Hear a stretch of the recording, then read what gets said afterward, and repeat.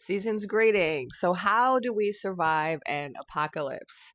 Now, I use that term kind of jokingly. I don't use it because I'm religious. I'm not religious. I don't even really know what it means in the Christian religions, but Spirit told me to kind of reclaim that term and to just start telling it like it is. I mean, we're going through things, right? We're going through some things, and we need a name for it so that we can manage it, right? So it's the apocalypse. We're all going through it, especially here in the United States. And how do we do that? Like, how do we do it gracefully? How do we do it and remain intact? How do we do it, with our sanity intact? How do we do it without just blowing gaskets every day about breaking news, breaking bad news? This is the test we're all taking right now. And we didn't think we signed up for this test. Like, we don't have any memory of enrolling in this course or agreeing to take any finals. And yet here we are. So we gotta make do, right? We gotta excel regardless. That's just life. We gotta excel regardless. So how do we excel on this test called the apocalypse? Let's start with ways not to excel on the apocalypse, because I think maybe we're all more familiar with those, right? So burying our head in the sand, engaging in spiritual bypassing, pretending that nothing is really that bad and that everything is fine and we're all in this wonderful, energetic, blissful shift in consciousness moment in life and we should just all be happy. Yeah, that's not the answer. That's not a way to ace this test.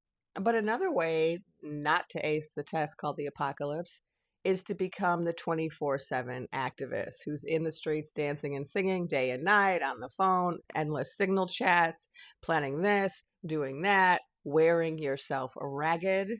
That is also not the way we are doing this apocalypse. Another way we are not doing this apocalypse is endless doom scrolling and hopeless naysaying. You know who you are.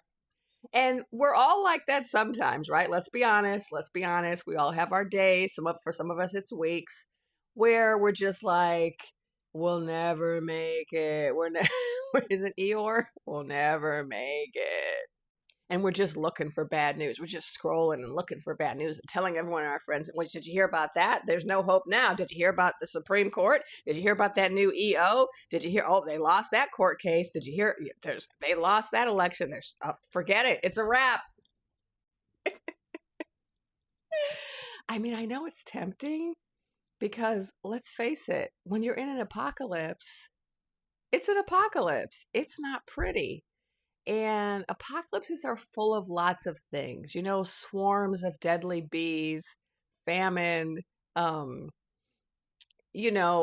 people at the gate. I'm trying to come up with biblical imagery and I'm not really that familiar. But I did read the Bible when I was 12.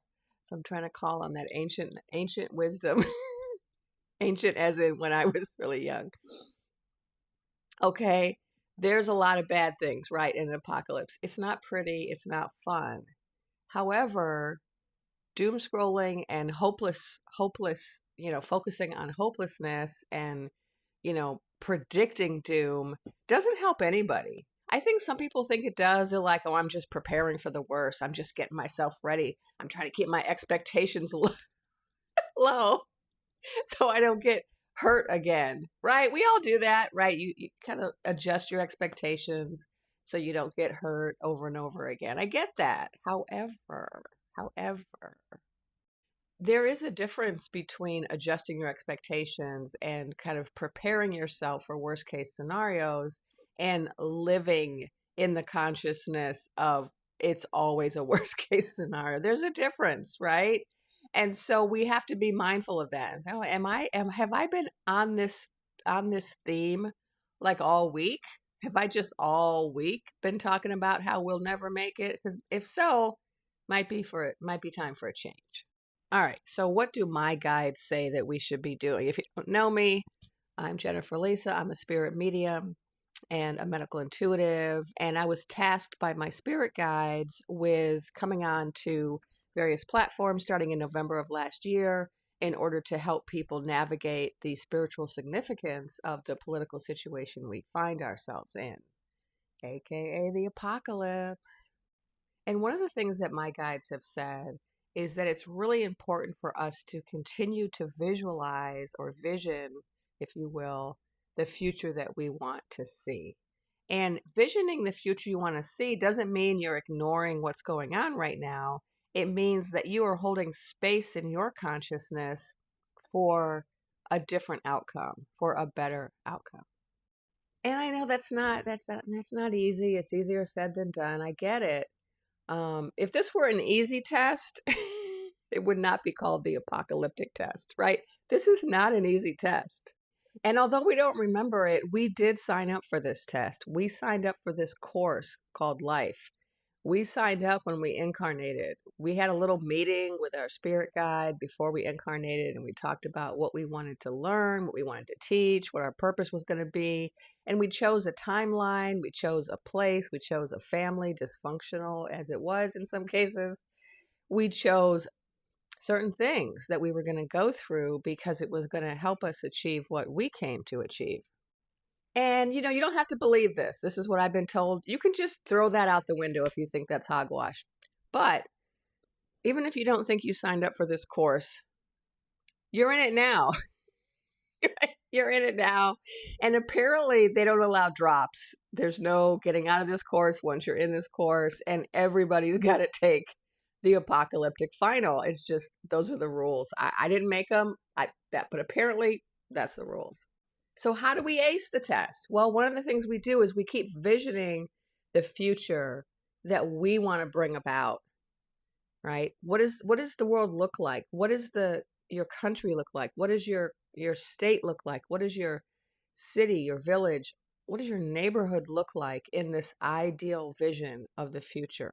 What does your family look like? What do you look like? What does your life look like in this ideal future?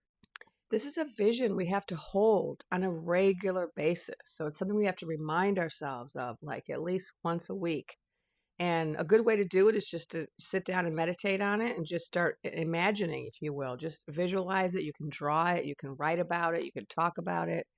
You just keep reminding yourself of this vision you have of the future, the ideal future.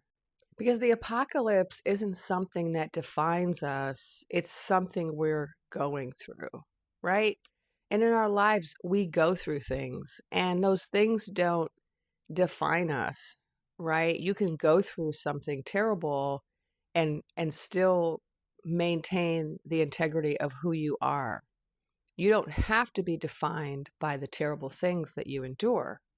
Certainly the terrible things we endure affect us, and for some more than others. Some of us are affected more than others. Some of us have the privilege to not be affected that much by what's going on with the frozen water, or what's going on with the loss of rights that women are facing, and in some cases loss of rights that result in the end of life, right?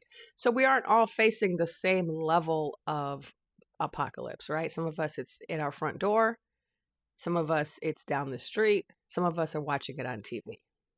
But regardless of what our proximity is to the horror, we're all participants, we're all recipients, we're all witnesses, we're all our lives are all being affected by it.